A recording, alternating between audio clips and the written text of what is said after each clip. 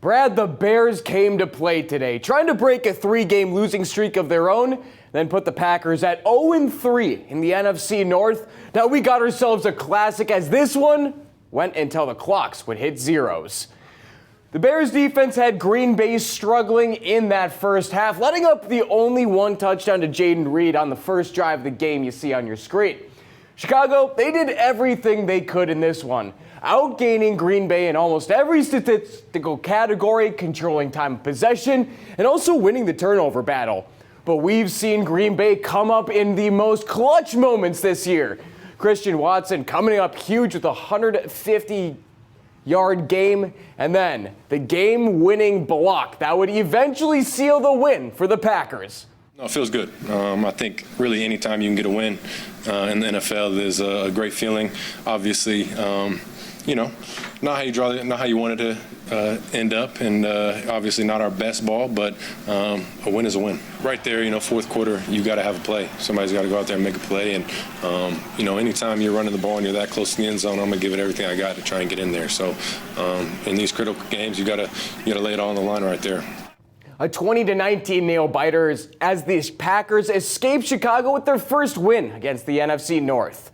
Not to mention their 11th straight win against Chicago as well. Highlights coming up later in sports. In studio, Austin Schindler, News 9 Sports.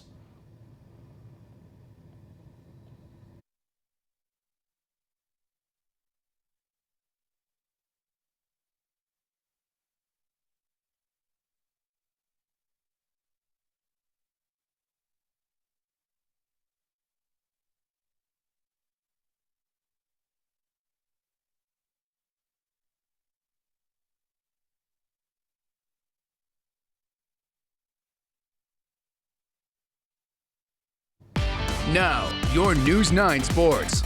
A Lions and Vikings win today means the Packers desperately need this W versus the Bears, as they're already 0-2 in the division, and it's going to be critical to keep pace.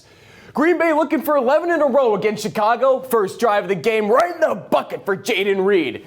Now the Bears would reply with a field goal, but the Pack threatening again. Love, 3rd and 11, but he's going over Tucker Kraft's head, and it's picked. Bears drive it down. Roschon Johnson pounds it in to take the 10-7 lead at half. 14-13 Pack nearing the end of the third. Toss DeAndre Swift, and oh my, shifty and swifty.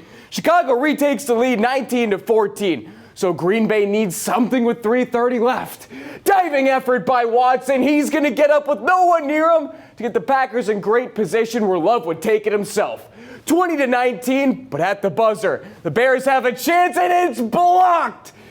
Gut-wrenching loss in Chicago as Watson plays hero with 150 receiving yards and a shocking end to a great game. So another nail-biter for Green Bay, but we got you covered. Take a load off before Monday morning and enjoy this week's edition of Top Plays. Top 5 Plays of the Week is brought to you by Maher Water Corporation. What's in your water? At number 5, the shocking Evergreens. They're one win away from state. Logan George, little foot pass to Blake Bankston, and he's sneaking in for 6. However, the Evergreens run does fall short. Number 4, 8-player title game. Terry Lobby pulling out the rare play-action pass. Dominic Sherwood hits his man Tim Stock, and no one's near him. We're going to have more from this game in just a bit. Threes, please, Boyceville and Edgar. Here's Maverick Butt on the outside handoff, and he's in. That would be the game-winning touchdown. So Wildcats look to go back-to-back. Number 2, Jack Tubbs and Stratford with less than 1:30 left. Tigers need something. Looking deep in the end zone, Alec Chappell comes up with a double coverage winning touchdown. Sirs, you got mossed. Then at number 1, Mason Gay of Owen Withy. He was running wild on the Cats. Now keep in mind, this guy was a cross-country runner just last year, then playing football to hang out with his buddies. But he ended up being a critical piece in this Blackhawks run. The guy's saying he didn't even know how many touches he'd even get this year. Well, in the state title game, plenty. 6 touchdowns in the game, which would be an 8-player state record.